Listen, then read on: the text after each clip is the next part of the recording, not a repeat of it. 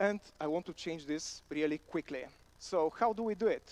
You're all young people, or the majority of you, and I'm certain that all of you are going to have great careers, so we should start thinking about our future today. What is the best investment strategy in the world? The investment strategy of Warren Buffett, of Jack Bogle, and so on. It's very simple.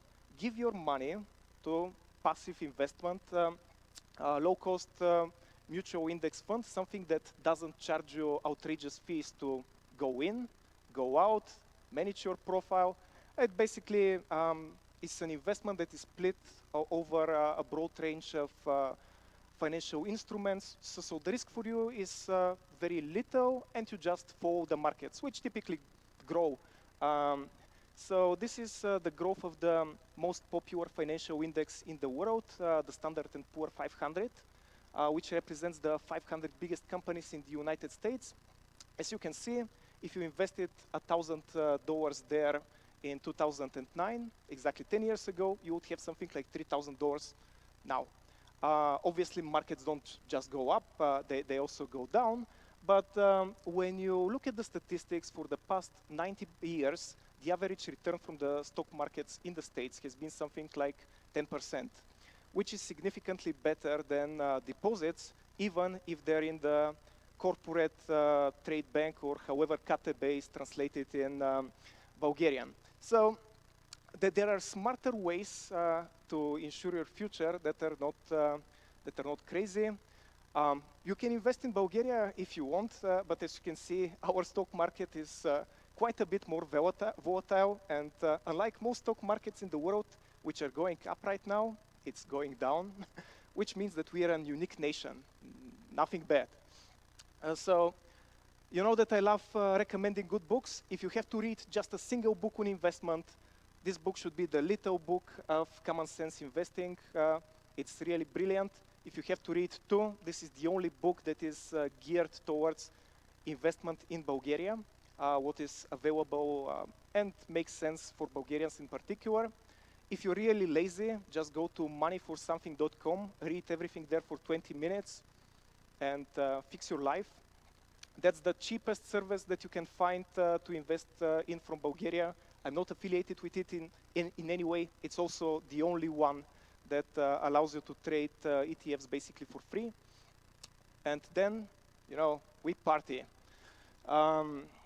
As the first talk, I think it's going to be way more useful than my second talk, so I hope that everything I taught kind of connected with you. If not, we are going to reconnect on the subject after my talk. Now, for the main event. This is a programming conference, and I feel that we are going to have to talk about programming. The title of my presentation is the Groundhog Development Method, which I believe is going to be something rather new to the majority of you. The first question that you have to be asking yourself right now is, what the fuck is a groundhog? That's a groundhog.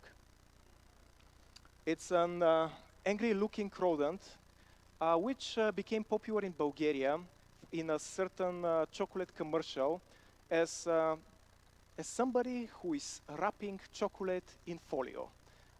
To make it more clear, it's a marmot.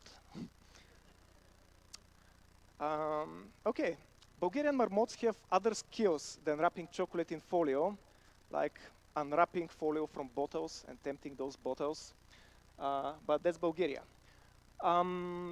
I ran my talk by a few people to get their feel on it, and all of them imagined that the talk would be somewhat related to biology.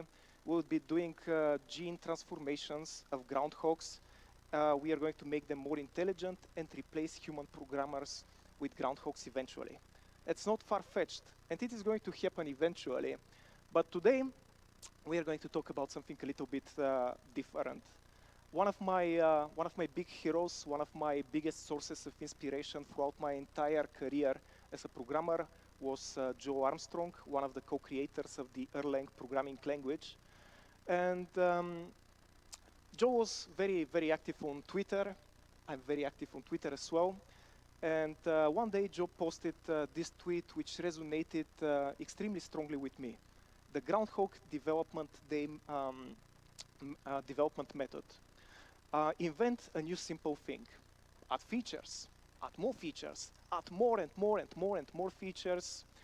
You get to a point where it's so complicated that nobody can use it. You throw everything away, you go back to the beginning. And does this sound like something familiar to all of you? Yes, no, maybe? Okay. I was hoping for more yeses, but I guess this means that my talk is going to be even more meaningful than I imagined. Joe posted this tweet to start a conversation. Can we break this cycle? Can we do better? He never answered what is his take on this, but in my presentation now, I'm going to share a few of my thoughts on the subject. First of all, I made a small mistake with the title of my talk. I meant to name it the Groundhog Day development method, not the Groundhog development method. But why so? The tweet itself is inspired from a famous movie from 1993, but I believe that probably most of you weren't born when the movie came out. It's about Bill Murray being stuck in a day which keeps repeating and repeating and repeating, and he has to find a way to get out of this cycle. It's a really great movie, much better than recent comedies. If you don't trust me, trust IMDb, because if something has a rating of 8 out of 10, can it be bad? Maybe. So the crux of the movie is that life has a funny way of repeating itself. And the interesting